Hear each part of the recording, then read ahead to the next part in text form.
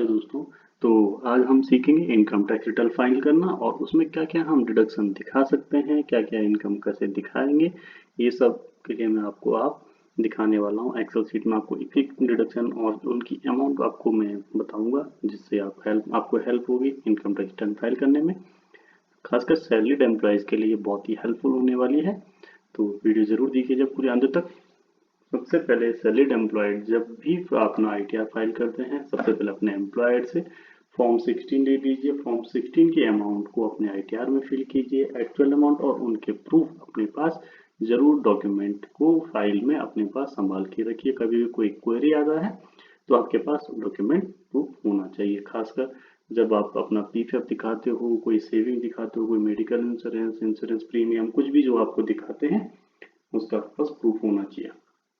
तो सबसे पहले अभी इनकम टैक्स फाइल करने के लिए दो रिज्यूमे हो चुके हैं। एक ओल्ड वर्जन है, ओल्ड रिज्यूमे, और न्यू रिज्यूमे। तो ओल्ड रिज्यूमे में आपको ज़्यादा डिडक्शंस मिलती हैं, न्यू रिज्यूमे में ऐसा इतना कुछ है नहीं। तो मैं आपको अभी बताऊंगा ओल्ड रिज्यूमे के हिसाब से। ओल्ड रिज्यूमे में आपको आईटीआर फाइल करते समय सबसे पहले स्टैंडर्ड डिडक्शन अंडर सेक्शन 16 के अंडर मिल जाता है 50K का। तो 50K आपको 50,000 का स्टैंडर्ड डिडक्शन फर्स्ट में ही आपको ओल्ड रिज्यूमे में अपने इनकम पे मिल जाता है, जिसमें आप अपना टैक्स सेव कर सकते हो अगर आप टैक्स स्लैब में आ रहे हो। तो सबसे पहले आपको स्टैंडर्ड डिडक्शन में सेक्शन 16 में 50,000 का डिडक्शन मिल जाता है। उसके बाद आपको हाउस रेंट अलाउंस जो रिसीव हुआ है आपके फॉर्म 16 में जो मेंशन है उसे आप यहाँ पे शो कर सकते हैं और अपने डिडक्शन का लाभ उठा सकते हैं। आईटीआर फाइल करते समय अपने पास अपना बैंक स्टेटमेंट फॉर्म 16 जरूर रखिए, उसी से अपना अमाउंट टैली करते रहिए और सही सही जानकारी फॉर्म फिल करते समय, आईटीआर फिल करते समय डालिए। तो ये डिडक्शन आप दिखा सकते हैं। नंबर 3 पे आपको डिडक्शन आता है एलटीए। अगर आपको लीव ट्रेवल अलाउंसेज मिलता है अंडर सेक्शन 10(5) में आप ये अमाउंट डाल दीजिए जो आपको एक्चुअल रिसीव हुआ है, जो आपने स्पेंड किया हुआ है, जिसका आपके पास प्रूफ हो। तो एलटीए का प्रूफ सहित अपना जो अमाउंट आपका है 10(5) में अंडर सेक्शन 10(5) में आईटीआर भरते समय उस पेज में डाल दीजिए। नंबर 4 आता है आपका मेडिकल अलाउंस। मेडिकल अलाउंस आपको 15,000 पर ईयर तक अंडर सेक्शन 10(14) में दिखा सकते हैं। तो मेडिकल अलाउंस अगर आपके फॉर्म 16 में मेंशन है या अपने अपने एम्प्लॉयर को जो कोई कई बार क्या होता है कि आपके फॉर्म 16 में हो सकता है कुछ चीजें मेंशन ना हो, ये इसलिए कि आपने एम्प्लॉयर को इन्फॉर्म नहीं करा है। तो हो सकता है ये चीजें आपके फॉर्म 16 में नहीं हो, तो आपका आप तब भी दिखा सकते हैं, लेकिन आपके पास उन चीजों का प्रूफ होना चाहिए। तो नंबर 4 हो गया मेडिकल अलाउंसेस जो अंडर सेक्शन 10(14) में आता है और आप 15,000 पर ईयर तक दिखा सकते हैं। नंबर 5 का आता है child education allowance under section again 10(14) के अंडर आता है, जो वो है यूनिवर्सली है, अभी जो जनरली चल रहा है 100 रुपये पर बच्चे के हिसाब से, या अप टू 2 बच्चों तक, मतलब 200 रुपये पर मंथ, 12 महीने में 2400 रुपये आप इसे दिखा सकते हो। लेकिन कुछ खास केस में हो सकता है आपको चाइल्ड एजुकेशन के लिए ज़्यादा पैसा मिलता हो, जो आपके फॉर्म 16 में मेंशन हो, उसे भी आप दिखा सकते हैं। उसके बाद आता है हाउस रेंट के लिए। अगर आपको एचआरए नहीं मेंशन दिखा रखा है, हो सकता है कई बार आपको फॉर्म 16 नहीं मिलता है, आप तब भी अपना आईटीआर फाइल कर सकते हैं। तो आप 5,000 तक बिना प्रूफ के, मतलब जिसके लिए आपको मकान मालिक का पैन नंबर नहीं चाहिए, 5,000 तक का रेंट आप दिखा सकते हैं। 60,000 रुपये सालाना ये हो जाएगा। 5,000 पर मंथ और 60,000 पर एनम आप शो कर सकते हो एचआरए को। लेकिन हाँ, ध्यान रखिए आप एचआरए अंडर सेक्शन 13A में दिखा रहे हैं तो 80GG को आप यूज नहीं करने वाले हैं। अगर आप 13 में नहीं दिखा रहे हो तो आप 80GG में डिडक्शन दिखा दीजिए हाउस रेंट की, जो आप हाउस रेंट पे कर रहे हैं। उसके बाद आता है deduction for home loan interest. अगर आपने घर अपना बनवाया है और उसके लिए लोन ले रखा है, लेकिन याद रखिए घर सेल्फ ऑक्यूपाइड होना चाहिए, इट मीन्स अपने लिए होना चाहिए। अगर अपने लिए आपने घर बनवा रखा है और लोन पे है तो जो भी इंटरेस्ट आप साल भर में पे कर रहे हैं उस पे आपको डिडक्शन मिल जाएगा। याद रखिए इसमें जो प्रिंसिपल अमाउंट है उसमें आपको कोई डिडक्शन नहीं मिलता है। आपको लोन स्टेटमेंट निकालना है, अपने पास सामने रखिए, हर महीने जो आपने इंटरेस्ट पे करा, क्योंकि इंटरेस्ट डेफिनेटली आपका हो सकता है कि हर महीने वेरी करता हो, कम ज़्यादा हो, इसलिए पूरे साल भर की स्टेटमेंट लेके पूरा इंटरेस्ट टोटल कीजिए 12 महीने का, जो भी अमाउंट आ रहा है उसे अपने आईटीआर पोर्टल पे फिल कर दीजिए अंडर सेक्शन 24 बी में। तो 2 लाख तक आप इसमें डिडक्शन पा सकते हैं। मैक्सिमम 2 लाख है, उससे ऊपर नहीं है, 2 लाख तक। हाँ, इसमें कई बार होता है कि आपने पिछले साल का नहीं दिखा, आप फर्स्ट टाइम आईटीआर भर रहे हैं, कई बार इसे भी आप शो कर सकते हैं, लेकिन आप सिर्फ इंटरेस्ट ही शो कर सकते हैं, प्रिंसिपल अमाउंट शो नहीं होगा। नंबर 8 पे आता है आपका अंडर सेक्शन 80C, जो बहुत पॉपुलर है, इसमें 1.5 लाख तक के आपको तुरंत इंस्टेंट डिस्काउंट मिल जाता है, डिडक्शन मिल जाता है, सॉरी।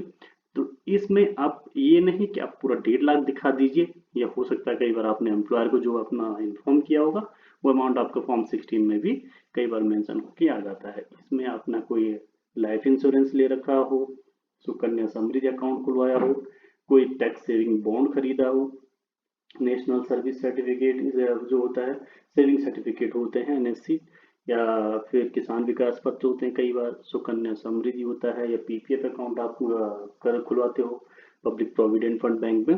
तो जो भी आपने वहाँ पे सेव कर रखा है, जितना भी अमाउंट आप एनुअली पे कर रहे हैं इन सब चीज़ के लिए, अप टू 1.5 लाख आप अंडर सेक्शन 80C में दिखा सकते हैं। तो ये आपका अंडर सेक्शन 80C में आएगा, जो भी आपने LIC, पीपीएफ, सुकन्या समृद्धि और जो भी टैक्स सेविंग बॉन्ड हो, ये सब आप इनका टोटल जो आपने साल भर में पे करा है आप यहाँ पर मेंशन कर सकते हैं। अगेन अगर आपने इसकी इंफॉर्मेशन अपने एम्प्लॉयर को दी होगी, डेफिनेटली आपके फॉर्म 16 में अमाउंट आ गया होगा। अगर आपने इन्फॉर्म नहीं किया है तो आप अपने से इसे डाल सकते हैं यहाँ पे, लेकिन आपके पास प्रूफ होना चाहिए इस चीज़ों का। ध्यान रखिए, एक एक चीज़ों को आप सही जगह पे फिल कीजिए जब भी आप अपना आईटीआर फाइल करें। इससे आप अपने पास सेव कर दीजिए इस वीडियो को और देखते रहिए और अपना अमाउंट इसी हिसाब से फिल करते रहिए, ये बहुत हेल्प करने वाला आपको। उसके बाद डिडक्शन आता है नंबर 9 पे, deduction for medical insurance premium. अगर आप कोई मेडिकल इंश्योरेंस ले रखा है, LIC अलग होता है लाइफ इंश्योरेंस, और मेडिकल इंश्योरेंस अलग होता है।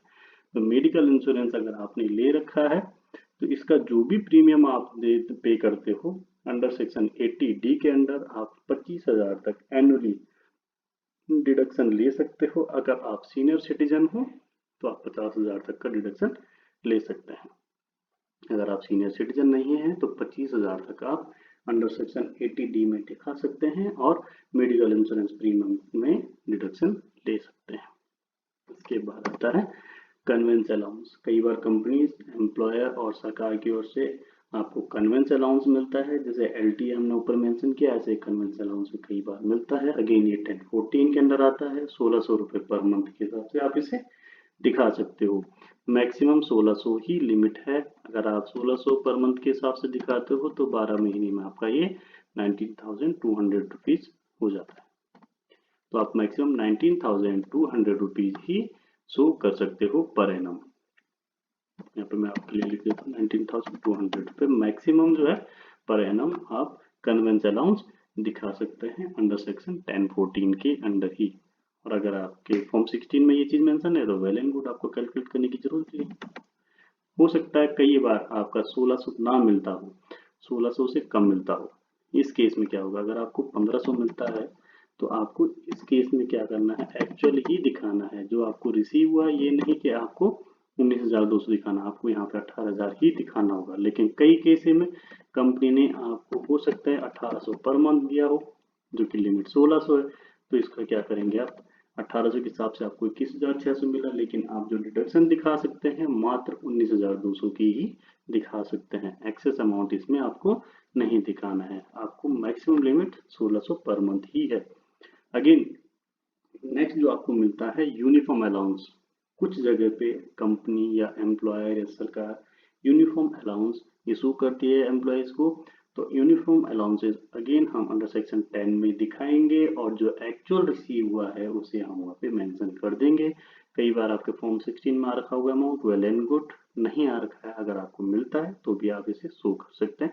खासकर से अभी आर्मी पर्सन को है तो 10,000 पर एनम जो है फिक्स है शायद अभी यूनिफॉर्म के लिए, तो 10,000 per month, sorry per annum army person instant इसे 10,000 रुपये यहाँ पे यूनिफॉर्म अलाउंसेस के लिए दिखा सकते हैं। हाँ, एक और चीज, आर्मी पर्सन के लिए चाइल्ड एजुकेशन अलाउंसेस में भी अमाउंट कुछ डिफरेंट मिलता है, तो उसको वो वहाँ पे शो कर सकते हैं, ना कि ये 100 रुपये पर बच्चे के हिसाब से या मैक्सिमम 2 बच्चों तक 2400 रुपये, ऐसा नहीं।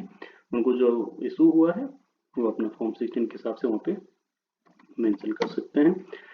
उसके बाद हाउस रेंट में भी आप डिडक्शन ले सकते हैं, लेकिन हाउस रेंट अगर आपने ऊपर HRA मेंशन कर दिया है 1013 में, तो आप यहाँ पे नहीं मेंशन करने वाले हो। अगर आपको 80GG में रेंट दिखाना है तो आपको HRA में मेंशन नहीं करना पड़ेगा अंडर सेक्शन 1013A में। तो यहाँ पे भी अगेन वही रेंट का जो रूल है 5000 रुपये पर मंथ का, उतना आप दिखा सकते हैं। इससे ऊपर आपने पे किया है तो मकान मालिक का पैन नंबर लगता है, तो 60,000 पर एनम तक आप यहाँ पे हाउस रेंट अलाउंसेस दिखा सकते हैं। लेकिन दोनों जगह याद रखना, आपको नहीं दिखाना है 1013A में या फिर 18GG में, दो में से एक जगह आपको हाउस रेंट दिखाना है। अगेन अगर आपको टैक्स सेविंग करनी है, आपका इनकम टैक्स स्लैब में आती है और आपको टैक्स सेव करना है, तो आप NPS खुलवा सकते हैं। कई बार कुछ केसों में सरकार की तरफ से सरकारी एम्प्लॉयज के लिए, खासकर सेंट्रल गवर्नमेंट के कुछ एम्प्लॉयज जिनके लिए कंपलसरी है NPS में सेविंग करना, तो उनको स्टैंडर्ड 50,000 तक की डिडक्शन मिल जाती है। अगेन इसमें भी आपको एक्चुअल अमाउंट दिखाना है, ये नहीं कि 50,000 का डिस्काउंट मिलता है तो आपने 50,000 का डिडक्शन पूरा वहां शो कर दिया, नहीं। जो आपने एक्चुअल सेव किया है मैक्सिमम 50,000 तक पर एनम आप इसे शो कर सकते हो। सेंट्रल गवर्नमेंट में कुछ आर्म फोर्स के अलावा छोड़ के, एयरफोर्स, आर्मी और नेवी छोड़ के सभी के शायद कंपलसरी है कि NPS में उनका सेव होता है। नेशनल पेंशन स्कीम शायद अभी तो विड्रॉ भी हो गया वो पेंशन वाला, कुछ 2004 से ऐसा कुछ। लेकिन बाकी सब जैसे आप, जरूरी नहीं है कि आप सेंट्रल गवर्नमेंट या स्टेट गवर्नमेंट में नौकरी करते तभी आपको NPS में डिडक्शन मिल सकता है। अगर आप प्राइवेट सेक्टर में हैं, सेल्फ एम्प्लॉयड हैं, तब भी आप NPS में वो अपना सेविंग करके डिडक्शन दिखा सकते हैं। इसके लिए आपको किसी बैंक में जाके NPS अकाउंट खुलवाना होगा और वॉलंटरी भी इसमें सेविंग कर सकते हैं, जैसे PPF में होता है जो अंडर सेक्शन 80C में आप दिखाते हो। PPF में भी आप 1.5 लाख तक सेव कर सकते हो, उसे भी अंडर सेक्शन 80C में दिखाते हैं सेम। उसके अलावा NPS है जिसमें आप 50,000 तक पर एनम सेव कर सकते हो। सेव आप ज़्यादा कर लो लेकिन डिडक्शन आपको 50,000 का ही मिलेगा। NPS के बाद एक और डिडक्शन आती है, मैं आपको बताऊंगा। कई बार एम्प्लॉयर जो है हमारे लिए एक डिपॉजिट करता है सरकार में, एक फंड होता है tax on employment under section 16(3), इसमें भी आपका एक डिडक्शन दिखा सकते हो। लेकिन ये तभी दिखाओगे अगर एम्प्लॉयर ने आपके अगेंस्ट, आपके एम्प्लॉयमेंट के अगेंस्ट कुछ पे किया हो टैक्स, तो एक्चुअल अमाउंट आप यहाँ पे दिखा सकते हो। वीडियो देखने के लिए धन्यवाद। हो सकता है ये वीडियो आपको, मैं उम्मीद करता हूँ, बहुत मदद करेगी। आप इसी हिसाब से अपना इनकम टैक्स रिटर्न फाइल कीजिएगा। इनकम टैक्स रिटर्न फाइल करने के लिए टाइम आ चुका है। सभी के 26A फॉर्म भी जनरेट हो चुके होंगे। अपना ITR फिल कीजिए और अपना डिडक्शन शो करके अपना टैक्स सेव कीजिए। आई होप ये वीडियो आपको हेल्प करेगा। Thanks for watching.